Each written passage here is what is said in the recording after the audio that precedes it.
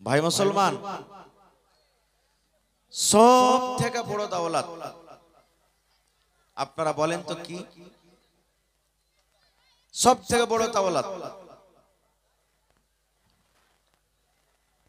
আমরা কি বলবো?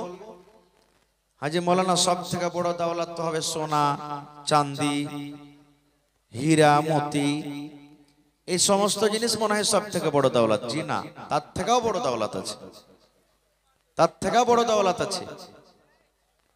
আর এমনই দৌলত আল্লাহ যাকে তৌফিক দিবেন সেই পাবে, তাছাড়া পাবে না। এমনই দৌলত আপনি রাস্তাতে হেঁটে চলে যাবেন, গুন্ডা সামনে পড়ে গেছে, চাকুর ভয়ে, বন্দুকের ভয়ে পকেটে যা টাকা আছে কাটতে পারবে, কিন্তু যেই দৌলত আপনার ভিতরে আছে তাকে কোনোদিন কাটতে পারবে না। সেটা হলো কি জানেন? যতই খরচ করেন কমবে না।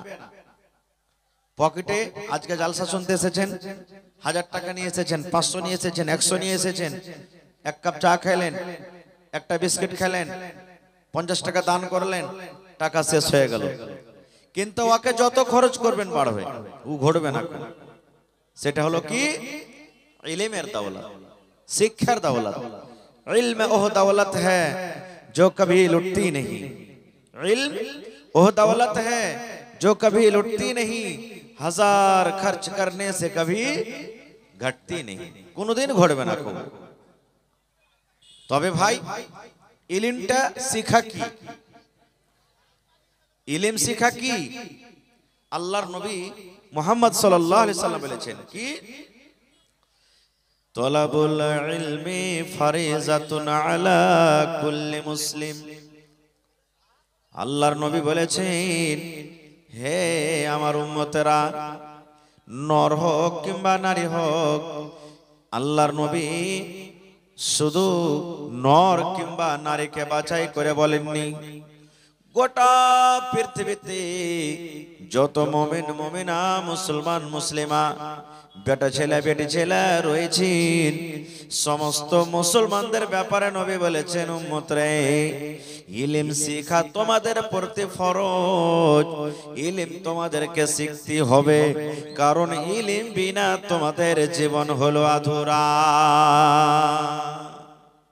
রাত আর দিন বরাবর হচ্ছে?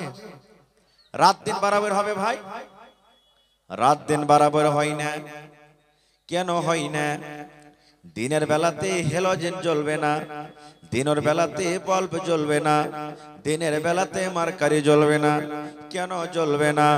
এই জন্য জ্বলবে না, আল্লাহ রাব্বুল আলামিন দিনের বেলাতে বড় হেলোজেন সূর্য দান করেছেন। যেমনই সূর্য উঠবে গোটা পৃথিবীর অন্ধকার দূর হয়ে যাবে। আল্লাহর নবী বলেছেন, হে আমার উম্মত, এই মতো যারা জানে এবং জানে না রে, তারা কোনোদিন সমান হইতে পারে না। আল্লাহ বলেন, যারা রাত দিন যেমন বরাবর সমান হইতে পারে না, এই মতো যারা জানে, পড়ালেখা যারা জানে, পড়ালেখা যারা শিখেছে তারা, আর যারা শিখেনি তারা কোনোদিন সমান হইতে পারে না, কোনোদিন সমান হইতে পারে না। এই জন্য ইলম শেখাটা দরকার। এটা মনে নয় আমি মাওলানা হব, মাদ্রাসাতে আমাকে পড়াইতে হবে, আমি মাওলানা হব, আমাকে জালসা করতে হবে, এই জন্য আমি ইলম শিখছি না। আমি স্কুলে পড়ালেখা করব, আমাকে ডাক্তার হইতে হবে, মাস্টার হইতে হবে, ইঞ্জিনিয়ার হইতে হবে, প্রফেসর হইতে হবে, এটা দরকার নাই বন্ধু। আপনি ডাক্তার হন কিংবা নাই হন, আপনি প্রফেসর হন কিংবা নাই হন, আপনি মাস্টার হন কিংবা নাই হন, আপনি ইঞ্জিনিয়ার হন কিংবা নাই হন, আপনি পড়ে লেখে চাকরি করেন বা নাই করেন, কিন্তু বন্ধুরে ইলম শিখাটা হলো দরকার, ইলম শিখাটা হলো জরুরি। কিন্তু আজকে আমরা মুসলমান, খাস করে শেরশাবাদী, ইলমে খুবই পিছা আছি। পিছে থাকার কয়েকটা কারণ, আমাদের ভিতরে লোভ চলে এসেছে। লোভ কি জানেন? পড়োশির একটা বেটা সুরাত চলে গেছে, কেরাল চলে গেছে, দুবাই গেছে, আপনার মনে মনে জাগছে, পড়ে লেখে কি করবি রে? আরে ভোজলার বেটাটাকে দেখ, 50,000 টাকা মাস কামাইছে। পড়ে লেখে তুই কোন ডিগ্রি করবি আর কোন চাকরি করবি? একটা কারণ। 2 নম্বর কারণ, লাগতে পুঁটা চুইছে, এখনো কষার দুধ শুকায়নি, আর 2 লাখ 3 লাখ টাকার ভাই ওকে বিক্রি করে দিলে, বিয়ে দিয়ে দিলে। একটা কারণ এটা। বেটি ছেলের যখন বাড়ি আসছে, বেটিকে পড়িয়ে লেখে, ফের কি করবি তুই? লোকের বাড়িতে গোবর তুলবে, ছাই তুলবে, লোকের বাড়ি ঘর ঝাড় দিবে, লেপবে, মায়ের লোককে ফের অত পড়িয়ে লেখে কি করবি? এই তো আমাদের। সুবহানাল্লাহ।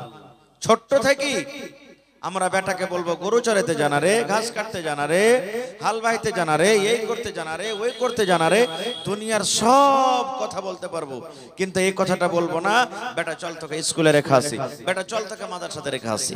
তাই কবি বলছেন, এত সুন্দর বালক তুমি ইলম কেন শিখনি, কেমন করে শিখব ইলম বাবা যে শিখায়নি। একটা লোক একটা ছেলেকে ধরে 10 বছর 15 বছর 20 বছর का ছেলে পড়ালেখা করেনি, তাকে বলছে আরে বাবা ইলম কেন তুই শিখিসনি?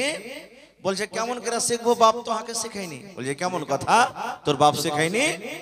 ছেলেটা বলছে 2.5 বছর বয়স যখন, 2.5 বছর বয়স যখন মায়ের পিছনে ঘুরলাম তখন, কেমন করে শিখব ইলম বাবা যে শেখায়নি। 2.5 বছর বয়স, যেদিকে মা গেছে মা মা মা বলে প্যাপা করে বেড়ালছি, কখন শিখবো? বলছে বড় হয়ে। ছেলেটা আবার বলছে 7 বছর বয়স, 7 বছর বয়স যখন গরুর পাখা ধরলাম তখন, কেমন করে শিখব ইলম বাবা যে শেখায়নি। কেমন করে শিখবো জি? 7 বছর বয়সে এসে বাপ কইছে তুই গরু চড়াইতে যা, ভুঁস চড়াইতে যা, ছাগল বকরি চড়াইতে যা, কখন শিখবো? বলছে আর একটু বড় হ্যাঁ। আবার ছেলেটা বলছে 10 বছর বয়স, 10 বছর বয়স যখন হালের মোটা ধরলাম তখন, কেমন করে শিখব ইলম বাবা যে শেখায়নি। 10 বছর বয়স, বাপ বলছে যে জানারে হাল খান্ডা বাহাই না রে, এ ঝাটু মন্টু সেন্টুরা কোথায় গেলি তোরে রে, হাল বাইতে জানা? হাল বাইতে চলে গেলাম। বলছে তারপরে আর পড়ালেখা করতে পারিস নি? আবার বলছে 15 বছর বয়স, 15 বছর বয়স যখন বিয়ে শাদি করলাম তখন, কেমন করে শিখব ইলম বাবা যে শেখায়নি। 15 বছর যেমনি হয়ে গেল হাল বাইতে শিখে লিয়েছি, ঘন ঘন আয় বেরি বাড়তে আসতে শুরু হয়ে গেল, বাপ বিয়ে দিয়ে দিলে। বিয়ে করে কি আর পড়া হবে জি বলি সাহেব? বলছে কেন বিয়ে করে পড়া হবে না? পড়লি পড়া হবে। ছেলে বলছে 20 বছর বয়স, 18 বছর বয়স যখন ছেলে মেয়ের বাপ তখন, কেমন করে শিখব ইলম বাবা যে শেখায়নি। বলছে 15 বছরে বিয়ে হইলো, 16 বছরকার মাথাতে 17 বছরকার মাথাতে যে বাস বেটা বেটির বাপ হয়ে গেল। এখন স্কুলে যাব পড়িতে মাদ্রাসাতে কিতাব নিয়ে, আর না ওই ছেলেরা যে চকলেট চাইবে, বাপ বিস্কুট দে, চকলেট দে, 5টা টাকা দে, 10টা টাকা দে, ওর লেগে যাব খাটতে। এই তো আমাদের জীবন চলে গেল। এরকম হয়েছে না হয় না ভাই? বলেন, জোরে বলেন। হয় ভাই মুসলমান, তাহলে ইলম আমাদেরকে শিখতে হবে, না শিখলে কি অবস্থা? হযরত উমর রাদিয়াল্লাহু তাআলা একজন খলিফা, নবীজি দুনিয়া থেকে চলে গেলেন, রাজা হলেন কে? হযরত আবু বকর রাদিয়াল্লাহু তাআলা, উনিও দুনিয়া থেকে বিদায় হয়ে গেলেন। রাজা হলেন কে 2 নম্বরে? আমিরুল মুমিনিন হযরত উমর রাদিয়াল্লাহু তাআলা। এক বাপ শেখে নিয়ে গেছে, কেস করতে গেছে। আজকে আমরা কেস করতে যাই থানাতে, কোর্টে আমরা কেস করতে যাই, কিন্তু ওই জামানার কোর্ট আদালত যে বাদশা তার দরবারে চলে গেলেন। বাপ বুড়া মানুষ চলে গেছেন, যে বলছেন আমিরুল মুমিনিন ইনসাফ করে দেন। বাপ বলছেন, বলছে কি হয়েছে? বলছে আমার বেটা আমাকে কোড়ার বাড়ি, লাঠির বাড়ি কিংবা চাবুকের বাড়ি মেরেছে। বাপ বলছেন আমার বেটা আমাকে মেরেছে। কি কারণে মারলে? বলছে আমার বেটাকে জিজ্ঞাসা করেন। বলছে তোমার বেটাকে এনেছো? বলছে না। বলছে যাও তোমার বেটাকে নিয়ে আসবে। পরের দিন চলে গেলেন বাড়ি। বাড়িতে যাওয়ার পর বলছেন এই তোকে উমর ফারুকের দরবারে যেতে হবে, চল।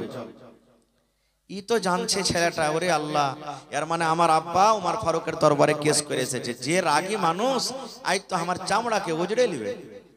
রাস্তাতে হাঁটছে আর বলছে আব্বাজি কি হয়েছে?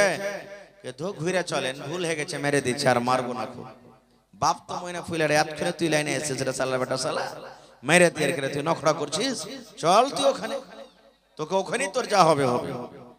চলে গেলেন হযরত উমর ফারুক রাদিয়াল্লাহু তাআলা আনহু। এবার ওই ছেলেটাকে বলে না যে তুই কেনে মেরেছিস, কি বলছেন? রে আল্লাহর বান্দা, وَقَضَى رَبُّكَ أَلَّا تَعْبُدُوا إِلَّا إِيَّاهُ وَبِالْوَالِدَيْنِ إِحْسَانًا। রে আল্লাহর বান্দা, হে যুবক, এই নওজওয়ান, তুমি কি আল্লাহর কিতাব কোরআন পড়নি? আল্লাহ রাব্বুল আলামিন কোরআনে বলেন, আল্লাহ এই ফয়সালা করে দিয়েছেন তোমরা মা বাবার সাথে ভালো ব্যবহার করো, মা বাবার সাথে তোমরা হোসনে সলুক করো। আল্লাহ রাব্বুল আলামিন ফয়সালা করে দিয়েছেন তোমরা মা বাবার তোমরা সেবা করো। ওয়া কাযা রাব্বুকা আল্লা তা'বুদু ইল্লা ইয়াহু ওয়া বিল ওয়ালিদাইনি ইহসানা। একমাত্র তোমরা আল্লাহর পূজা করো, একমাত্র তোমরা আল্লাহর ইবাদত করো, আল্লাহ ছাড়া অন্য কোনো মানুষের অন্য কোনো জিনিসের পূজা করিও না, এবং মা বাবার সাথে তোমরা ভালো ব্যবহার করো। তারপরে আল্লাহ রাব্বুল আলামিন বলেন, ইম্মা ইয়াবলুগান্না ইন্নাকাল কিবার আহাদুহুমা আও কিলাহুমা ফালা তাকুল লাহুমা উফফিন ওয়ালা তানহারহুমা ওয়া কুল লাহুমা কাওলান কারীমা। হযরত ওমর বলেন, আরে যুবক, তুমি আল্লাহর কিতাব কোরআনকে পড়নি রে বান্দা? আল্লাহ রাব্বুল আলামিন বলেন, তোমার মা বাপ দুজন কিংবা একজন যখন বুড়া হয়ে যাবে, তোমার মা কিংবা বাপ যখন বয়সপ্রাপ্ত হয়ে যাবে, যখন খাটা খোটা করতে পারবে না, ওই টাইমে ওই সময়তে তোমরা মা বাবাকে নরম করে কথা বলবে রে, গরম করে কথা বলবে না, তোমরা ধমক দিয়ে দিয়ে কথা বলবে না, রাগ করে করে তোমরা কথা বলবে না। মা বাবার সাথে যখনই কথা বলবে, আল্লাহ শিখিয়ে দিচ্ছেন বান্দারে কাওলান কারীমা, নরম করে মিষ্টি ভাবে তোমরা মা বাবার সাথে কথা বলবে। কেমন করে কথা বলবে? যদি আপনার মা, যদি আপনার আব্বা আপনাকে বলেন, আব্দুল্লাহ রে, এ আব্দুর রহমান, এ জায়েদ বাকার আলী, শুন, এ বেটা চলে যা মানঝালি মার্কেটে, চক চলে যাই রে বেটা, আমার দুটা মিষ্টি খাওয়ার মন হয়েছে, ধন রে দুটা মিষ্টি গেল তুই আমাকে এনে দে। বাপ যদি বলে, বেটা রে এই ঠান্ডার সময় তো আমার একটা জ্যাকেট না রে ধন, একটা সুন্দর একটা আমাকে জ্যাকেট দিয়ে দি। মা যদি বলে, বেটা রে পায়ে আমার ঠান্ডা লাগছে রে ধন, তুই আমাকে এক জোড়া মুঞ্জা গালা নিয়ে এসে দে।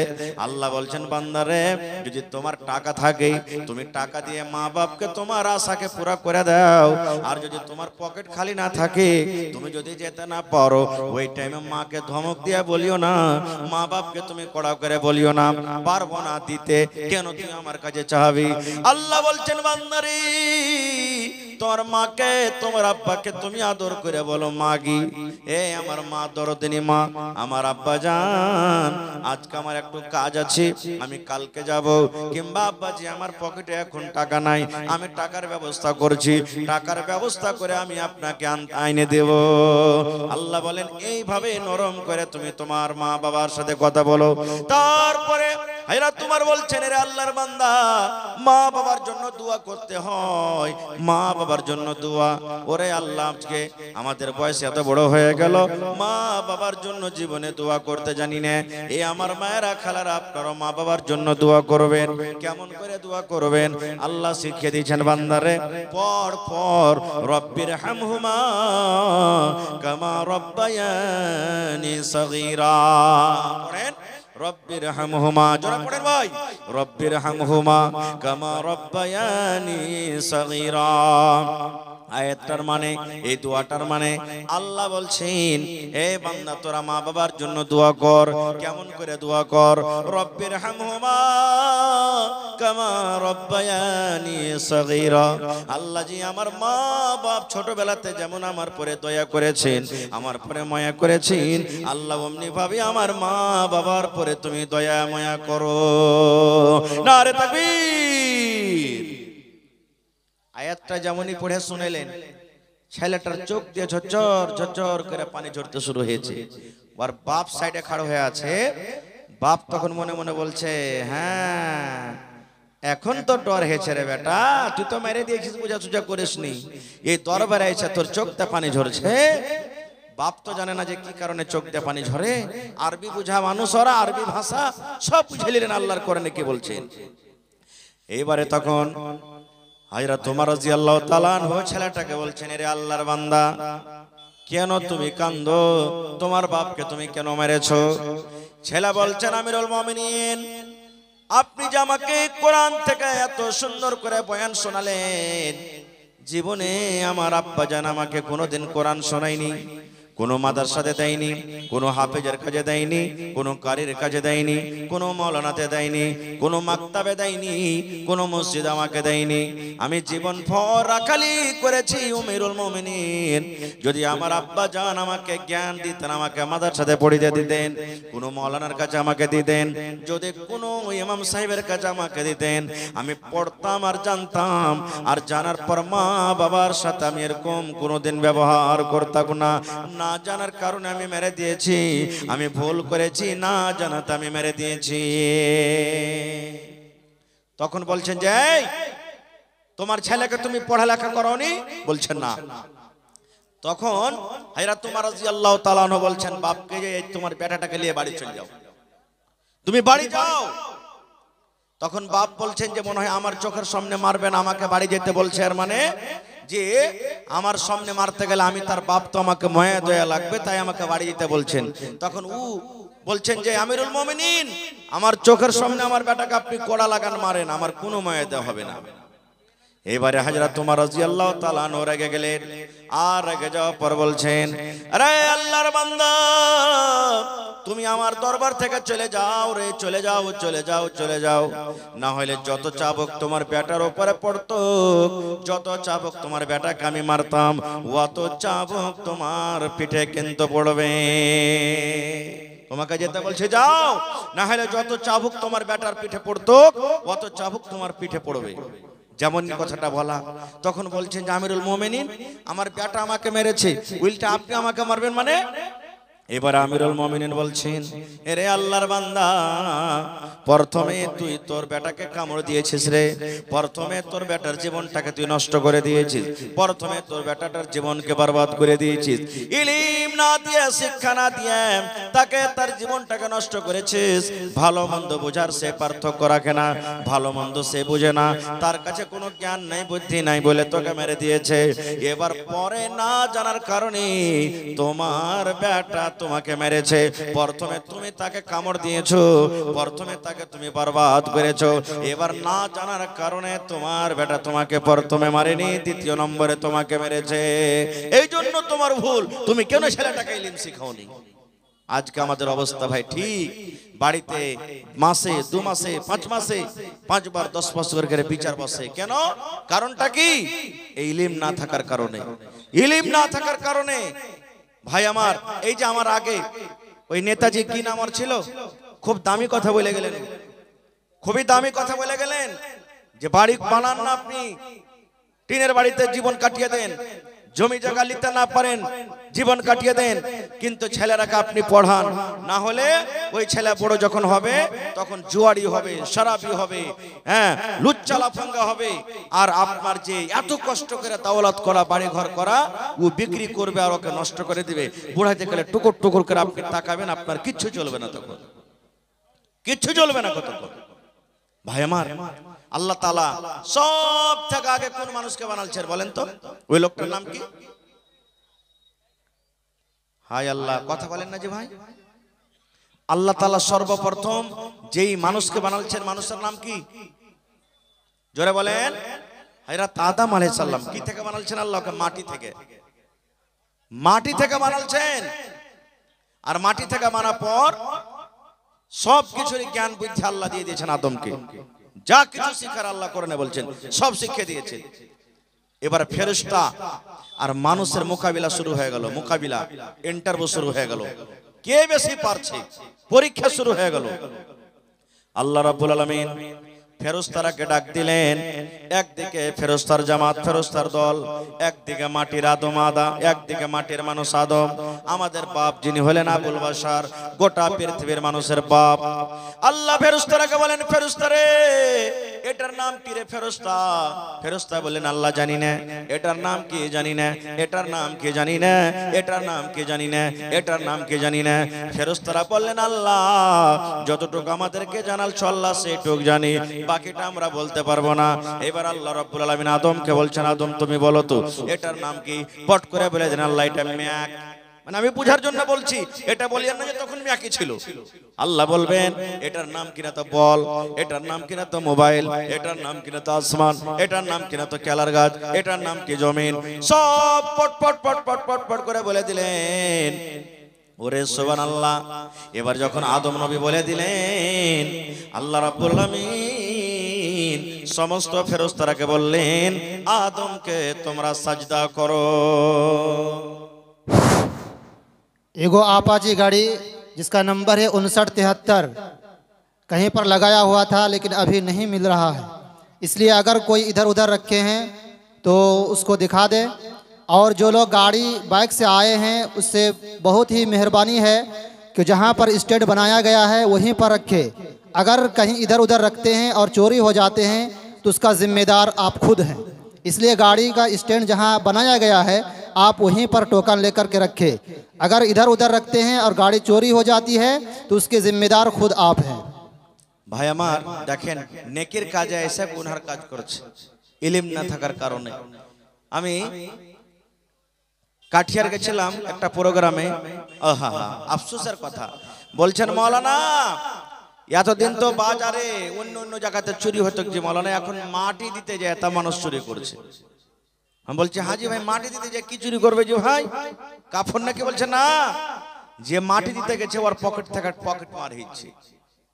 একটা লোক 40,000 কি 45,000 টাকা নিয়ে হসপিটাল যাচ্ছিল, কেউ আত্মীয় ছিল অপারেশন হলটে, ওকে নিয়ে আসতো। বলছে যে জানাজা হয়েছে একটু মাটিটা দিয়ে দিয়ে পরে যাব, দেখছে তো পকেটে টাকা নেই। আমি তখন বললাম হইতে পারে ওর টাকাটা পড়ে গেছে। বলছে না জি মাওলানা একজন আর পড়বে, পাড়ায় জানাজা তখন হয়ে গেছে, কার 1500, কার 2000, কার 500, কার কিছু এরকম ভাবে হারাইতে থাকছে, চুরি হয়ে থাকছে। হে আল্লাহ, মুসলমান কত আমরা পড়ে গেছি রে ভাই। যে কবরস্থানে যে আল্লাহর ডর, আল্লাহর ভয় না করে আমরা এখনো চুরি করছি। হযরত ওসমান গনি রাদিয়াল্লাহু তাআলা আনহু কবরকে যখন দেখতেন, কাইন্দে কাইন্দে কাইন্দে চোখ দিয়ে পানি ঝরে ঝরে সমস্ত দাড়ি ভিজে যেত, এত কাঁদতেন কবরকে দেখে।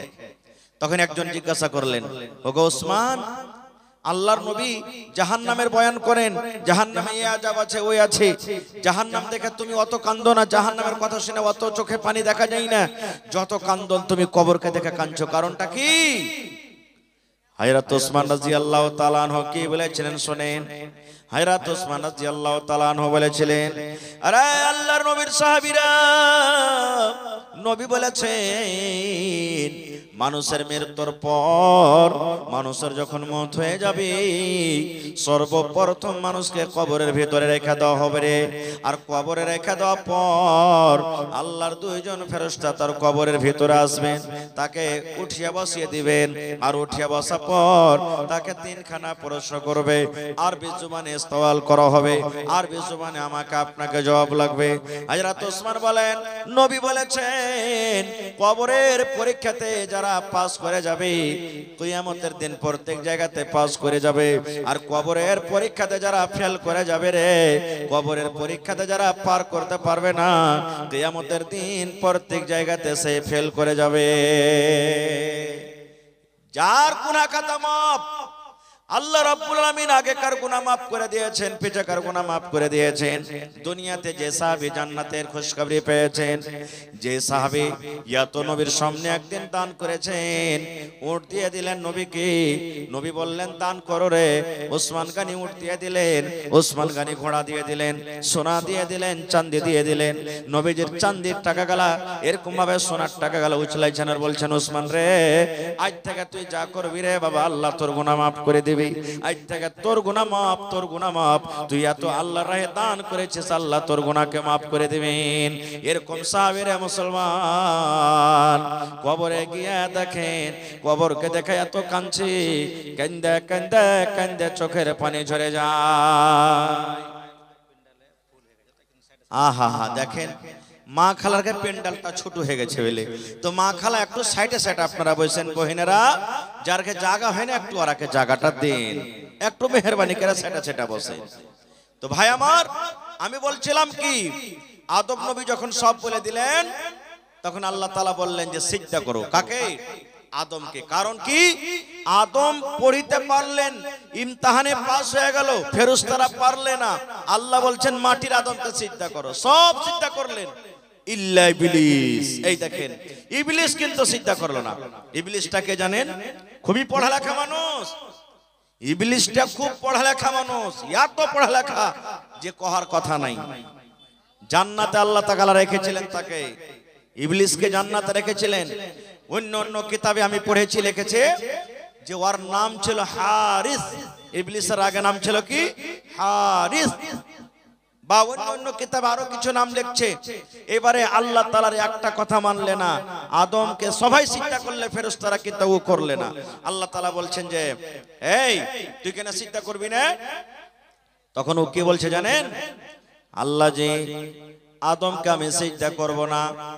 আল্লাহ বলছেন কেন তুই সিজদা করবি না? এবার ইবলিস বলছেন আল্লাহ তুমি আমাকে আগুন থেকে বানালছো, আল্লাহ আগুন উপর দিকে লাফিয়ে লাফিয়ে উঠবে, আর মাটির আদমকে তুমি মাটি থেকে বানালছো, মাটি যত উপরে ফেলো আল্লাহ নাম দিকে এসে পড়বে। এই জন্য আমি হলাম বড়, আমি কোনোদিন মাটির আদমকে সাজদা করব না। আমি বড়। এই যে অহংকারী চলে এলো ভিতরে, ঘামান্ডি। হ্যাঁ, এখন দেখবেন না, একটা ধনী লোক যদি খালি থেকে যায়, সবাই নেই কেউ কেউ, আর একটা গরিব লোক যদি খালি ওর মুখে মুখে যদি খালি তর্ক লাগিয়ে দেয়, মুখ সামলা কথা কহা থতনা চিরে দিব, একটা দাঁত থাকবে না গোটা। বলে কি বলে না, আইল গরিব মানুষের আইল, ধনী মানুষের আইল পাঞ্জরে আছে। উপর দিক যখন যখন হাল ভাবে ফসলে 4 আঙ্গুল 5 অঙ্গুল করে চপেজি থাকবে। গরিব লোকটা যদি খালি এসে কহে হ্যাঁ হে ভাই, আইলটা যদি দিলে কাটা সেটা নামিয়ে দিলে, হে ভাই লাঠি কাঁটা লিয়াই তবে, লাঠি কাঁটা লিয়াই। কত জমিদার হয়ে গেছে, 2 কাঠা জমি কত খুঁজছে। এই দেখেন আল্লাহ রাব্বুল আলামিন ঘামান্ডি দেখবেন না, অহংকারী দেখবেন না, দেখবে? জোরে বলেন। ওরে আল্লাহ, ফেরাউন সব থেকে বড় বাদশা, নিজে দাবি করেছিল খোদা আমি হলাম আল্লাহ রে, আমি হলাম আল্লাহ, আমি আল্লাহ, আমাকে আল্লাহ মানো। যারা যারা আল্লাহ মানে তাকে ভালোবাসে। এবারে একদিনকার ঘটনা, আসিয়া ফেরাউনের স্ত্রী আসিয়া হলেন, উনি বলছেন তুমি কি আমাকে আল্লাহ মানো না? এবার ফেরাউন বলে, ফেরাউনের স্ত্রী আসিয়া বলছেন আমি তোমাকে আল্লাহ মানি না। আসিয়াকে আল্লাহ এত ভালোবেসেছেন, আসিয়ার কথাটা আল্লাহ তাআলা কোরআনে লিখে দিয়েছেন, আসিয়ার তারিফ আল্লাহ রাব্বুল আলামিন কোরআনে করেছেন। এবার ফেরাউন বলে আসিয়া তুমি আমার বিবি, আমি তোমার হাজবেন্ড, তোমার শওহর, তুমি আমার কথা কেন মানবে না? আসিয়া বলেছিলেন, এ আমার মায়েরা খালারা শুনেন, আসিয়া বলেছিলেন এ ফেরাউন তুমি আমার স্বামী হতে পারো, স্বামী হিসাবে তোমার কথা মানবো, স্বামী হিসাবে যেটা তুমি আদেশ করবে সেটা শুনবো, কিন্তু খোদা হিসাবে যদি আমাকে কোনো আদেশ করো, রব হিসাবে যদি তুমি আদেশ করো, আমি তোমাকে রব মানি না রে, তোমাকে আমি রব মানবো না। তুমি আমার স্বামী, তোমাকে স্বামী মানবো, কিন্তু রব তোমাকে আমি মানবো না। আমি রবকে মানবো যে তোমাকে সৃষ্টি করেছে, যে তোমাকে খানা খাওয়ায়, আর আমাকে যে খানা খাওয়ায়, আমাকে যে সৃষ্টি করে, আমি ওকে রব মনে করব, তাছাড়া আমি রব মনে করব না। ঘামান এত করেছিলেন মুসা নবীকে মারো। লম্বা ঘটনার দিকে আমি যাব না। মুসা নবী বানি ইসরাইলকে নিয়ে আর কমকে নিয়ে পালাইতে শুরু করলেন। পালাইতে পালাইতে আগে নীল দরিয়া সমুদ্র পড়ে গেল, পিছনে ফেরাউন তার লস্কর দড়িয়ে চলে আসছে। আগা দিকে সমুদ্র কেমন করে পার করবে, আর পিছন থেকে ফেরাউনের লস্কর। মধ্যখানে মুসা নবী এবং তার কম পড়ে গেছে। তার কমেরা বলতে লাগলো, মুসা তোমার কথা শুনে ভুল হয়ে গেল। বলছে কেন? বলছে মুসা ফেরাউনের দরবারে আমরা ছিলাম, ভালো ছিলাম, আরে কাজ করতে হচ্ছিল পেটে কমসে কম দুটা দানা খেতে পাচ্ছিলাম না, দুটা পেট ভরে খানা পাচ্ছিলাম। কিন্তু এখন এমন সময় হয়েছে, খানা দূরের কথা, এখন ফেরাউনের হাত থেকে আর জীবনটা বাঁচবে না। দেখো আগে সমুদ্র হয় ডুবে মরতে হবে, আর যদি সমুদ্র পার না করি ফেরাউনের হাতে আজকে আমরা মরে যাব। যেমন এই কথা বলা মুসা নবী আল্লাহকে বলছেন, মাবুদ আমি তোমার নবী, তুমি আমাকে আল্লাহ অপমান করিও না, আমার কমের ইজ্জত রেহাই করো। আল্লাহ তাআলা মুসা নবীকে বলছেন, মুসা রে তোমার হাতে যে এখন লাঠি আছে আসা, ওই হাতের লাঠি তুমি বিসমিল্লাহ বলে পানিতে একবার মারো। যেমনই পানিতে মারবে পানি দুদিকে হটে যাবে, আর ওই সমুদ্রের মধ্য দিয়ে তোমার জন্য আমি রাস্তা করে দেব। সুবহানাল্লাহ, পড়েন জোরে করে সুবহানাল্লাহ। এই যে আমাকে আমার যখন ইন্টারভিউ হয় তখন আমাকে পরীক্ষা করা হয়েছিল আল্লাহুস সামাদ, কয়েকটা পরীক্ষা, তার মধ্যে একটা আমাকে পরীক্ষা করেছিল গোটা পৃথিবীতে কোন এমন একটা জায়গা আছে যে সূর্য রশ্মি একবারই মাটিতে পড়েছে, তাছাড়া আর পড়েনি। কি এমন জায়গাটা আমাকে প্রশ্ন করা হয়েছিল। আমি বলেছিলাম ওই জায়গাটা হলো কি নীল দরিয়া। পড়া ছিল, জানা ছিল, নীল দরিয়া। বলছে কেমন করে? বলছে মুসা নবী দোয়া করলেন আল্লাহর কাছে, আল্লাহ ফেরাউনের লস্কর, ফেরাউন যদি সমুদ্রের রাস্তা না হয় আমার কমকে মেরে ফেলে দিবে, আল্লাহ আমার কমকে বরবাদ করে দিবে। আল্লাহর আদেশে মুসা নবী সমুদ্রে লাঠি মারলেন, পানি দুদিকে হটে গেল। পানি যখন দুদিকে হটে গেল সমুদ্র শুকা হয়ে গেল। এবার শুকা সমুদ্রে সূর্য রশ্মি পড়বে না? পড়বে না? বলেন পড়বে না? পড়বে না ভাই? দুদিকে পানি হটে গেল আর মধ্যখান দিয়ে রাস্তা হলো, তো সূর্যের ওখানে রশ্মি পড়বে না? পড়বে না? শুকা জায়গাটাতে পড়ে গেল, রাস্তা হয়ে গেল। মুসা নবী তার লস্কর নিয়ে পার হয়ে গেলেন। ফেরাউন দৌড়াতে দৌড়াতে তার লস্কর নিয়ে এইবারে সমুদ্রে লাফিয়ে পড়ে গেছে রাস্তাতে। আরে ফাঁকা রাস্তা আছে, চল ধর আমরা পার হয়ে যাব।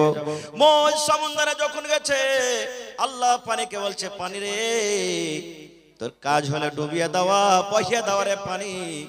এ পানি শোন, তোরা এক জায়গাতে হয়ে যা, জড়ো হয়ে যা, রাস্তা বন্ধ করে দে, যেন মুসা ফেরাউন এবং তার লস্কর যেন হালাক বরবাদ হয়ে যায়। পানি জমে গেল, ফেরাউন ডুবে গেল, ফেরাউন হাবক ডুবক করছে। আল্লাহ কত বড় দয়ালু, আল্লাহ কত বড় রহমান রহিম। আল্লাহ বলছেন, ফেরাউন রে জীবনে তুই এত গুনাহ করেছিলি, এত পাপ করেছিলি রে ফেরাউন, যদি ডুবার সময়তে একবার যদি শুধু আমাকে কথাটা বলতে, আল্লাহ জীবনে আমি খোদা বলে দাবি করেছিলাম, কিন্তু আমার খোদাই সব শেষ হয়ে গেল। আমি অহংকারী করেছিলাম, ঘামান্ডি করেছিলাম, আল্লাহ আমার ঘামান্ডি সব শেষ হয়ে গেল। এ রব্বুল আলামিন, তুমি আসলে রব, তুমি আসলে আমার মালিক। আল্লাহ আমার ভুল হয়েছে, আল্লাহ তুমি আমার জীবনের গুনাহকে মাফ করে দাও এবং এই সমুদ্র থেকে আল্লাহ তুমি আমাকে বাঁচিয়ে নাও। আল্লাহ বলেন, এরে ফেরাউন যদি তুই মুখ দিয়ে একবার এই কথাটা বের করতে, আমি আল্লাহ রাব্বুল আলামিন সমুদ্র থেকে তোমাকে বাঁচিয়ে নিতাম। নারে তাকবীর।